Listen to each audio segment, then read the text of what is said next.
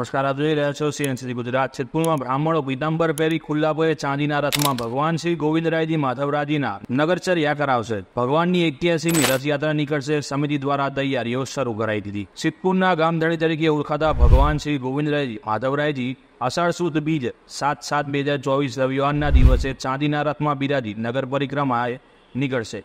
આ વર્ષે 228મી રથયાત્રામાં ચાંદીના રથમાં 81મી રથયાત્રા છે। બ્રહ્મ યુવાનો દ્વારા પીતાંબર પહેરી ખુલ્લા પગે ચાંદીના રથમાં ભગવાન શ્રી ગોવિંદરાયજી માધવરાયજીને બિરાજમાન કરી નગર પરિક્રમા કરાવવામાં આવે છે।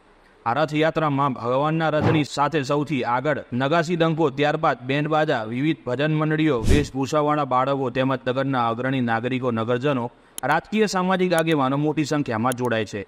ગુજરાતમાં અનેક ઠેકાણે રથયાત્રાઓ નીકળે છે, પરંતુ સિદ્ધપુરની રથયાત્રા ચાંદીના રથમાં નીકળે છે અને તેની વિશેષતા એ છે કે ખૂબ જ પવિત્રતાથી પીતાંબરધારી ભૂદેવો આ રથની પરિક્રમા કરાવે છે।